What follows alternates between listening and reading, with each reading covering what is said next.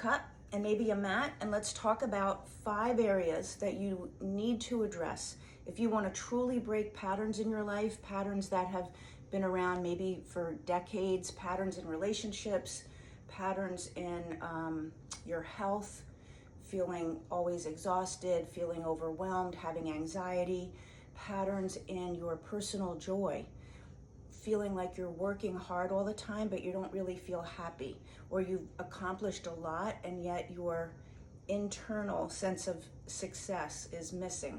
Anything like that. There's 5 areas that you want to pay attention to, okay?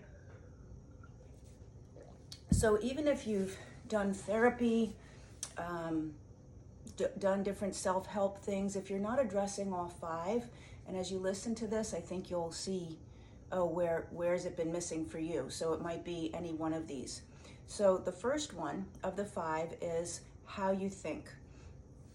So when we talk about rewiring patterns and your mindset, but really your neural pathways, the thoughts that you have all the time, the way that you're programmed to see yourself, that's your mind. That's the first, and these are not in an order like from priority. They're all equally important because they're all part of you and they all make up who you are and how you experience your life. But the first one is your thinking. So those automatic thoughts that show up every day, and it might be as clear as I can't do this, and it might be much more subtle and subconscious thought patterns, but rewiring your neural pathways is critical. The second place that you need to address is your emotional body. And I call it the emotional home state. What's your emotional home state? Is it anger? You're out on the road, you're automatically impatient, annoyed, frustrated. So some form of anger. Is it fear? Are you always worried? Are you always thinking about what the other person's going to say, but feeling the anxiety of that? So your emotional home state, what is it? If you're not getting your emotional home state back to a place of peace, then you're going to stay stuck in your patterns, even if you rewire how you think, okay? The third one is your spirituality. And your spirituality is not about religion. It's about connecting to yourself, being truly authentic to yourself, expressing that authenticity so that people really know what's true about you and you feel free and safe to express that in your world, in the people who are in your world. If you're not doing that, if you're keeping yourself locked up, if you're not being authentic, then your spirituality is diminished. And your spirituality, the way that I see it, houses your soul, your higher self, right? So there's the smaller self, the human being that's stuck in survival and always worried about doing good enough. And then there's your higher self that really is connected to source, that is connected to God and where you came from. And that's where, when you are authentic and you deepen your spirituality, you deepen that connection.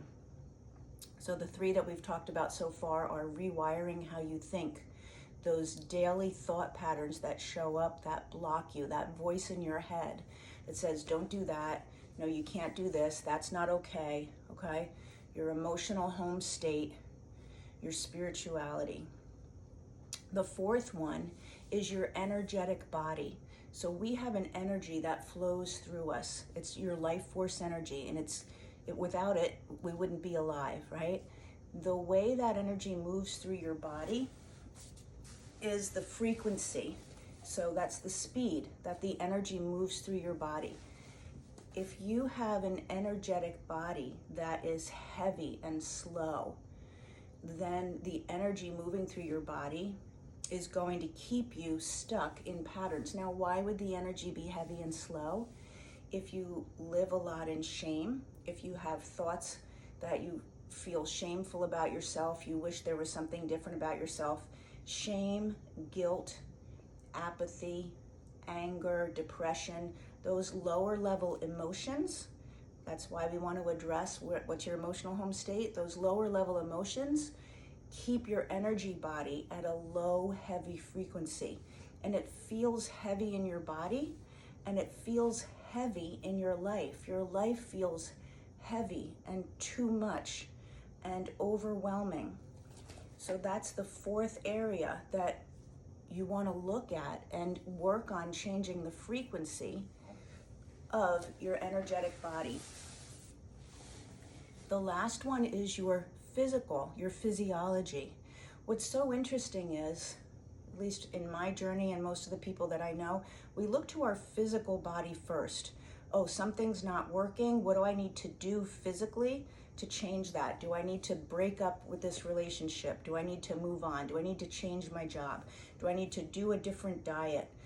Find other supplements, put in an exercise routine. What do I need to do to address what I'm physically experiencing?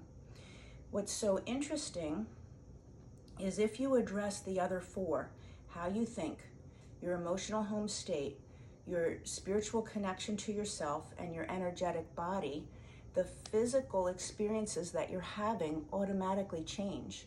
That includes your health, serious health issues, autoimmune conditions, digestive issues, migraine headaches. Those will shift when you address the other four.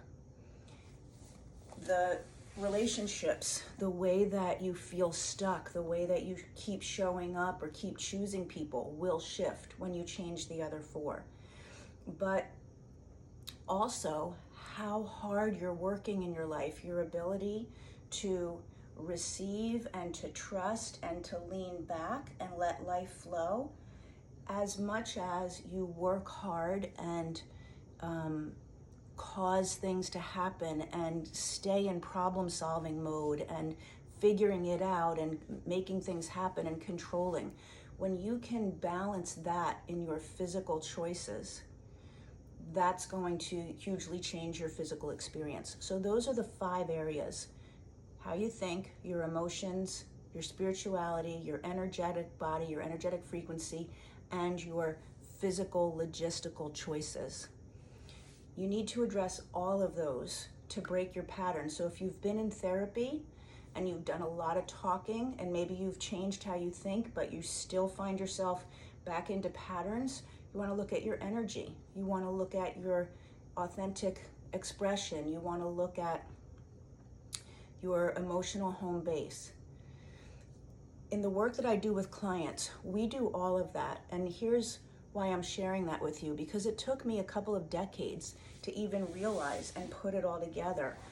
I kept having the experience of, why is it not shifting? Why do I still have this? Why am I still struggling? And as I kept looking, the next piece unfolded and the next piece. And so all of it has to really come together. And I love doing all of those pieces with my clients because it's critical. And then you really get to create your life the way you want. So if you want more information about that, put chat in the comments and I'll make sure that myself or my colleague Libby, that we reach out to you and just really talk to you about where you've been stuck. Where is that showing up? And get your questions answered about the kind of work that we do so that you can see if that's the right fit for you, okay? You don't have to stay stuck. Patterns are there to be broken if you're ready to break them. So I'll look for your comment, put chat, and we'll connect soon. Have a good day.